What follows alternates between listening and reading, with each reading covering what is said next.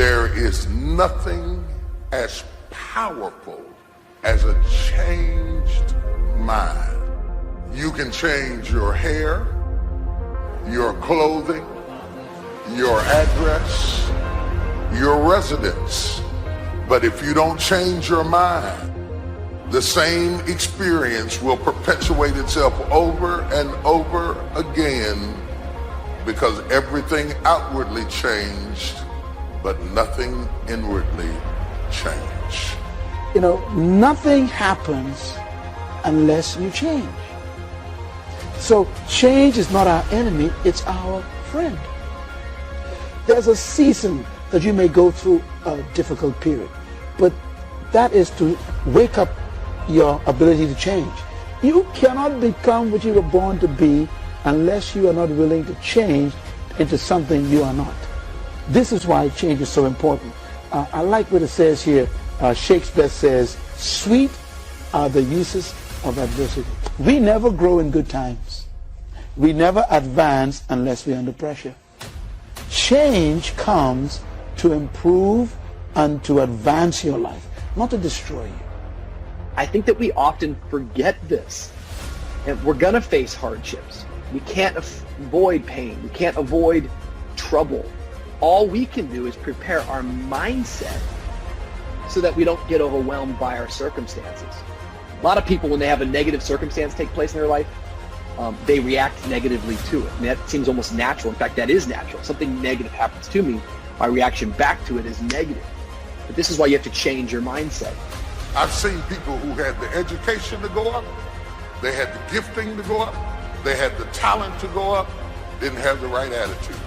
And eventually, if that attitude, if that heart, if that invisible part isn't right, you can have all the talent in the world, but you will always end up getting spoiled by your own attitude.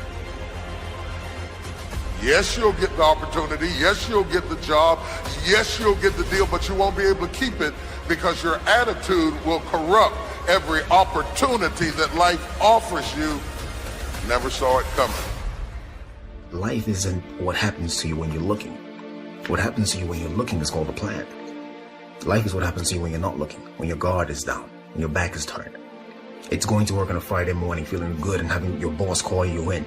And you know she has a look on her face, and you know that look isn't good. You know the economy isn't so hard and we've got to let you go. And all you can think about are those 3 kids you have at home. You know, life is coming home from work and finding that note on the kitchen table saying, "Hey, I can't do this anymore. I'm sorry, I love you, but I've got to go." And you're frustrated and you're betrayed and you're furious and you're angry, but all you want to do is hold them again. All you want to do is hear those words whispered in your ear, "I love you," again. No, that's life. How do you handle that? How do you deal with that, those sort of situations? You see, it's been said 100 times, and I'll say it again. You've got to go through it. That's all it is. You've got to go through it. And going through it is not a function of just being courageous. It's not a function of just saying, well, I'm going to close my eyes and see what happens next. It's not that. It's really a function of 3 things. It's a beginning, it's a middle, and an end. And before you go through it, there's a choice. You make a choice to say, well, I'm either going to stay here or I'm going to be over there someday, somehow. It's a choice. So going through it and thinking about these 3 steps, beginning, middle, and end, you know, you can really save yourself a lot of trouble. You can discover something more about yourself. It's called life, and it's not personal. Stuff's going to happen. And if you make it to the 40-yard line, if you can make it to age 40, between 40 and 60, it begins to intensify. All kind of things happen. Between 40 and 60, my mother was diagnosed with breast cancer and finally died. Between 40 and 60, I was diagnosed with prostate cancer. Between 40 and 60, I went through a divorce from someone that I loved very much. Between 40 and 60, had a nationally syndicated talk show, highest rated, fastest canceled talk show in the history of television. Between 40 and 60, oh, life put a whooping on me. It ain't personal. It's called life. You know, I was homeless, man. I mean, you know, you're in a position where you're going, I got nowhere to go except up. I might as well keep hustling. I was in comedy. I just wasn't making nothing. All the money I was making, I was sending back home to my wife and kids. That didn't last long. She got tired of that real fast. But I couldn't go back to Cleveland because I wouldn't have enough money to drive back down south to perform. One time I drove to the house in Cleveland. I finally got enough money. I drove to the house in Cleveland and everybody was gone. I didn't see my kids for almost 2 years. They just left, boarded up the house. So next thing you know, I'm in the car.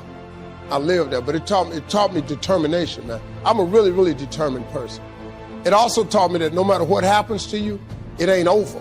I was determined to be something. As long as God wakes you up, that means he ain't through with you yet.